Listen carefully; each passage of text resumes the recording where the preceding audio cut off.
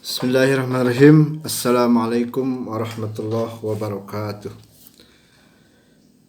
Pada kesempatan ini saya akan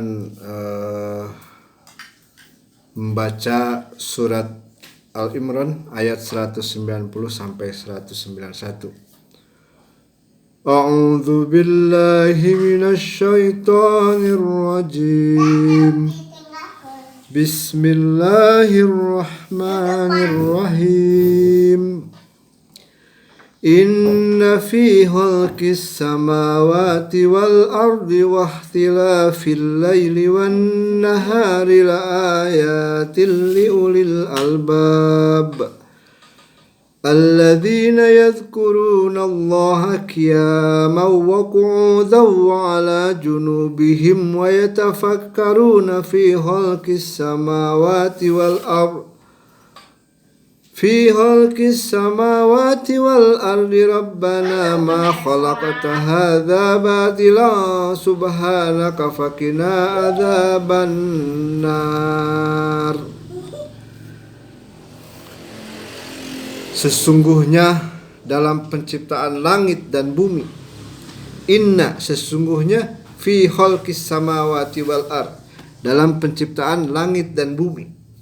Jadi bukan as-sama, bukan satu langit, tapi samawati. Jadi lapis-lapis langit. Wal ard wahtilafil laili wan nahar, dan silih bergantinya siang dan malam.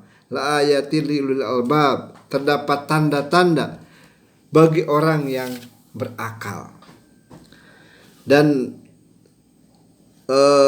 luar biasa Allah menyampaikan ayat ini dalam Quran surat Al-Imran ayat 190, bahwa menyuruh kepada orang yang berakal untuk berpikir tentang apa? Fi khalqis samawati wal ard, tentang penciptaan langit.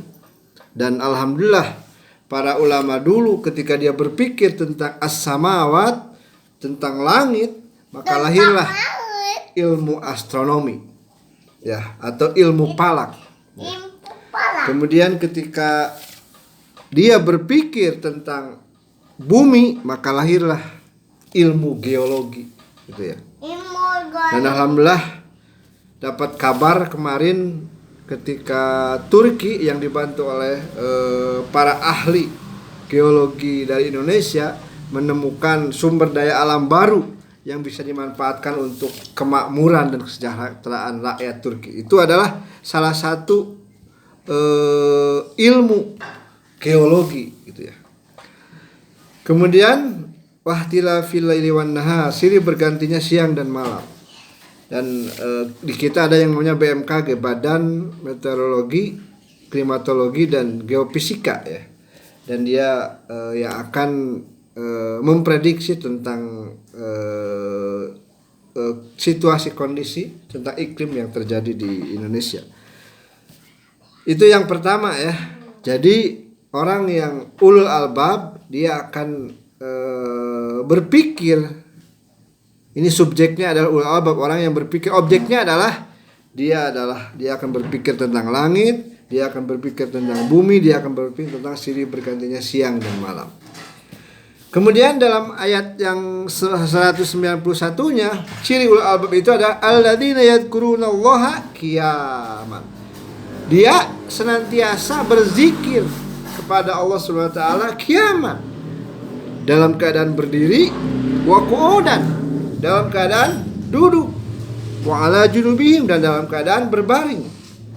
Jadi sepanjang hayatnya orang ulul albab itu adalah dia zikrullah, mengingat Allah Subhanahu wa taala. Dalam keadaan berdiri, dalam keadaan duduk, dalam keadaan berbaring.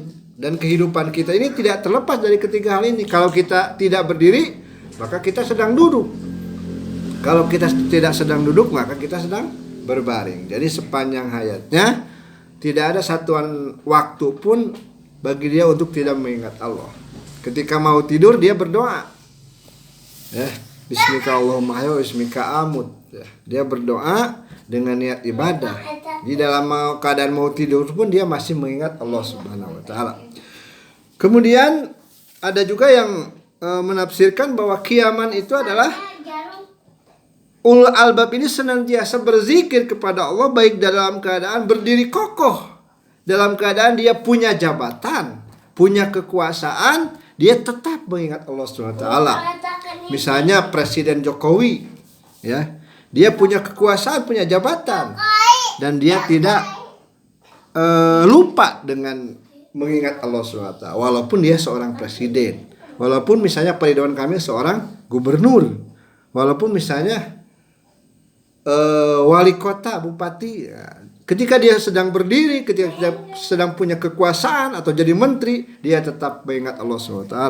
Wa qu'udan, atau dia sudah pensiun, ya, tidak punya jabatan pun, dia tetap mengingat Allah. Wa ala junubihim, atau dalam keadaan sakit pun, dia tetap mengingat Allah SWT. Kemudian ulul albab ini selain dia zikrullah, dia juga seimbang, yaitu wayatafakkarun, dia juga berpikir. Jadi ulul albab ini dia punya intellectual quotient, punya kecerdasan intelektual, kemudian punya spiritual quotient, kecerdasan spiritual, gitu ya. Seimbang, dia zikir, dia fikir. Apa objek fikirnya? Ini diulangi lagi dari ayat 190. Fi khalqis sama. Jadi objek berpikirnya adalah samawati wal ar, ya, langit dan bumi. Jadi insya Allah ulul albab ini mereka adalah pewaris bumi ini. Mereka adalah yang memakmurkan bumi ini.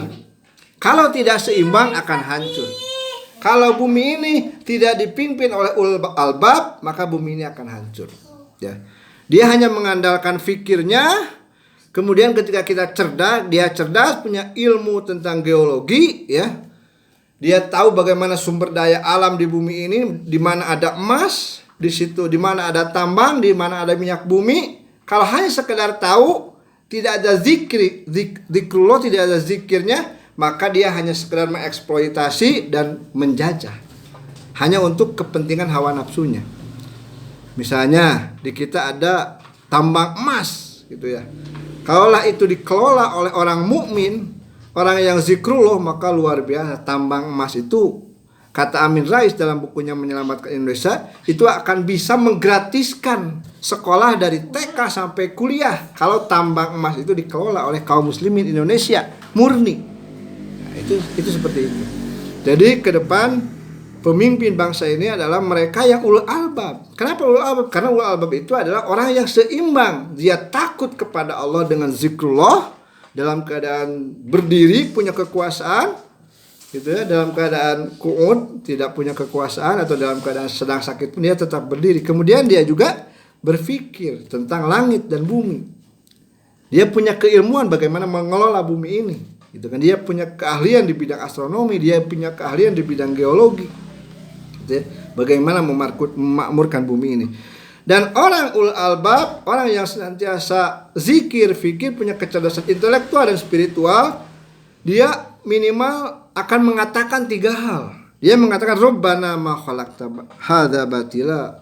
Ya Tuhanku, Engkau tidak ciptakan ini secara batil, secara tidak sia-sia. Dia akan mengatakan bahwa semua yang diciptakan Allah adalah tidak sia-sia.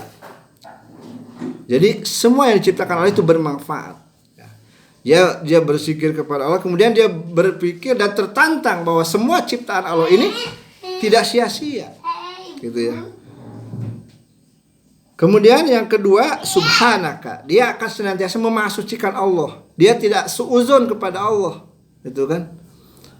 Dia tidak suuzon kepada Allah. Dia akan senantiasa memasucikan Allah. Dan yang ketiga, fakina adzabannar. Dia akan berdoa supaya dia dijauhkan, dipelihara dari siksa api neraka. Sekali lagi, bumi ini akan tentram, akan aman ketika dipimpin oleh ulul albab. Karena apa? Ulul albab ini yang ketiga, dia akan takut kepada api neraka. Karena di sana ada di setelah dunia ini ada alam akhirat, di situ ada surga dan neraka. Dia akan berpikir itu. Jadi dia seolah-olah ulul albab ini, dia baik dalam keadaan sendiri, ada sendiri tidak ada orang, tetap ya. Dia takut kepada Allah Subhanahu wa taala. Dan orang yang tidak takut kepada Allah Subhanahu wa taala itu hanya seolah-olah. Yakinilah kalau ada pemimpin yang tidak takut kepada Allah itu hanya seolah-olah transparan. Seolah-olah didukung oleh banyak orang, padahal di belakang itu mereka jahat sekali. Gitu ya. Mereka jahat sekali, mereka merampok kekayaan alam. Gitu ya. Jadi tidak ada tawar-menawar lagi. Pemimpin bangsa ke depan adalah mereka yang harus ulul albab. Mereka yang harus takut kepada Allah dengan zikrullah, dan mereka yang harus punya daya pikir yang mantap tentang bagaimana memakmurkan bumi ini. Itu saja tadabbur surat Al-Imran ayat 190 sampai 191. Mudah-mudahan kita semua menjadi ulul albab, yaitu orang-orang yang punya keseimbangan dalam hidupnya, yaitu senantiasa berzikir kepada Allah, baik dalam keadaan berdiri, dalam keadaan duduk, atau dalam keadaan berbaring. Kemudian dia senantiasa berpikir tentang langit dan bumi. Tafakkaru fi khalqillah wala tatafakkaru fi dzatillah. Berpikirlah tentang ciptaan Allah. Karena berpikir tentang ciptaan Allah itu akan menghasilkan karya-karya yang produktif bagi kemaslahatan umat. Wala tatafakkaru fi dzatillah. Jangan berpikir tentang zat Allah Subhanahu wa taala. Sekian, assalamualaikum warahmatullahi wabarakatuh.